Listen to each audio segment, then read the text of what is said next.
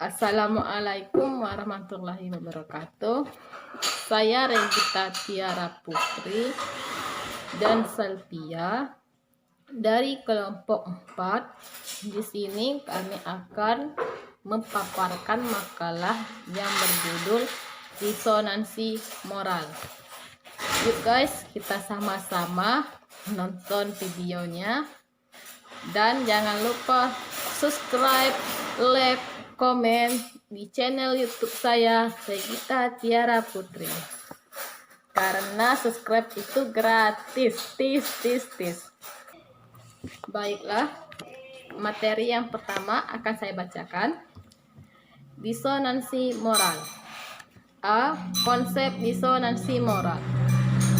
Hakikat anak sebagai manusia pada umumnya memiliki 3 macam tenaga dalam yang ada pada unsur psikis. Keberadaan tenaga dalam itu akan memberikan pengaruh kepada dirinya untuk melakukan berbagai kegiatan atau aktivitas, baik yang bersifat positif maupun negatif. Apa saja ketiga tenaga dalam itu?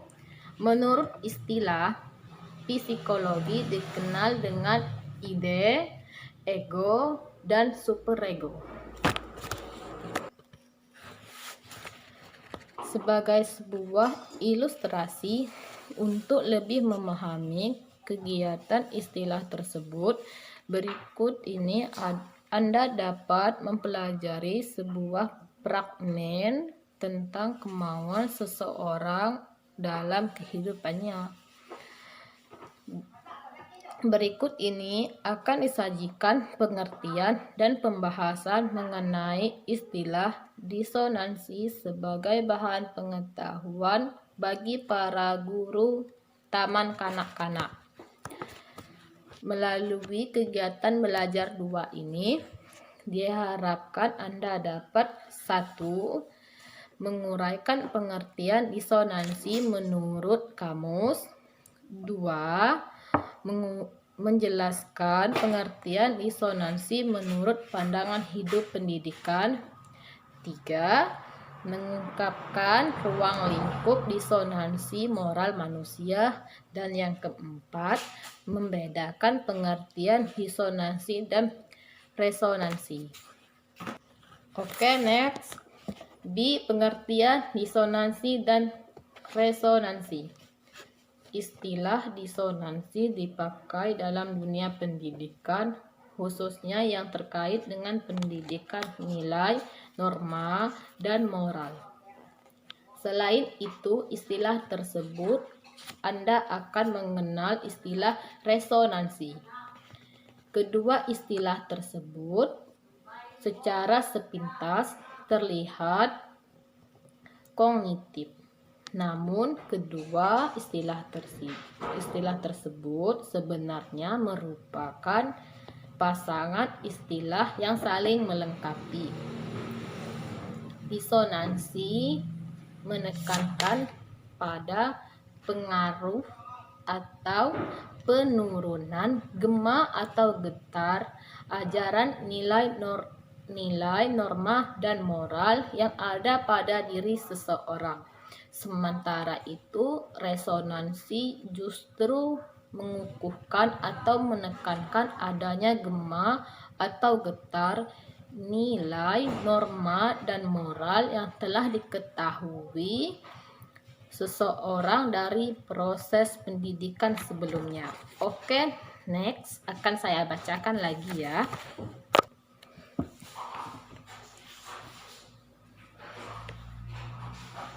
Di pembahasan dilihat dari sudut pandang pendidikan, nilai moral dan norma, eksistensi bersifat melelahkan, suara hati dan prinsip serta keyakinan dalam proses pendidikan ataupun dalam kehidupan.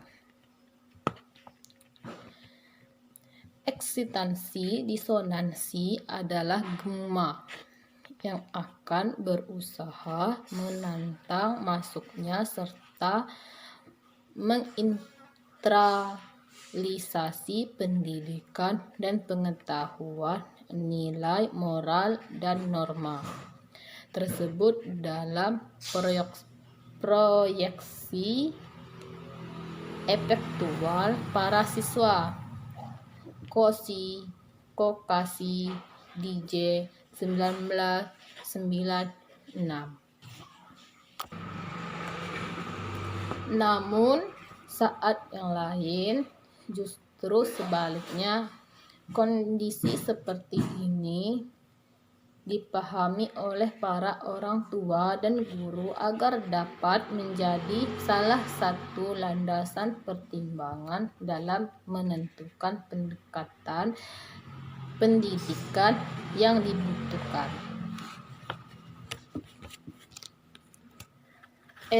Penyebab disonansi moral. Sebagaimana telah dibahas dalam kegiatan belajar 1, Anda telah mengenal hakikat dari disonansi moral.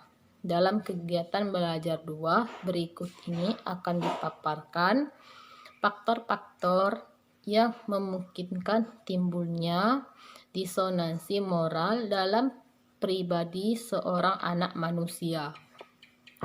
Pengetahuan ini diharapkan dapat melengkapi dasar pemahaman Anda dalam membuat dan menentukan pendekatan pendidikan nilai-nilai moral yang tepat bagi anak. Diharapkan setelah mempelajari ini, Anda dapat 1. Menjelaskan penyebab timbulnya disonansi. 2. Menguraikan hakikat respon positif sebagai pendidik.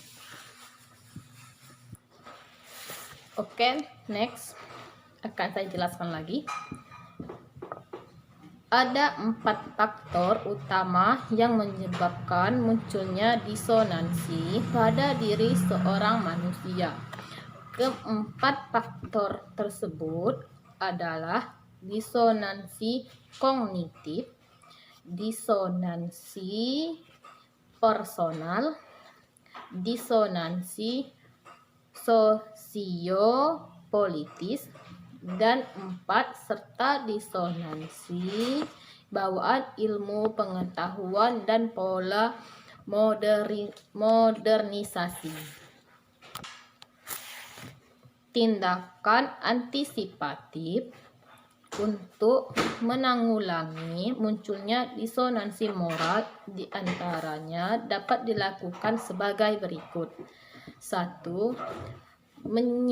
Menyiasati lingkungan anak beraktivitas dengan lingkungan yang edukatif. 2. Menyiapkan alternatif pilihan kesenangan anak sebagai upaya pengalihan penelitian dan keinginannya. 3. Menyusun strategi agar berbagai pengaruh yang masuk ke dalam kehidupan anak senantiasa tersaring dan terkendali oleh orang tua, masyarakat luas, dan pengambil kebijakan. Dan yang keempat, menumbuhkan sikap proaktif dan kolaboratif dengan seluruh elemen masyarakat agar senantiasa berupaya peduli terhadap berbagai pengaruh aktif karena zaman saat ini dapat merusak moralitas anak. Indonesia. Sikap proaktif dapat mewujudkan dalam bentuk protes dan keberatan apabila ada hal-hal yang dapat merugikan moralitas anak bangsa.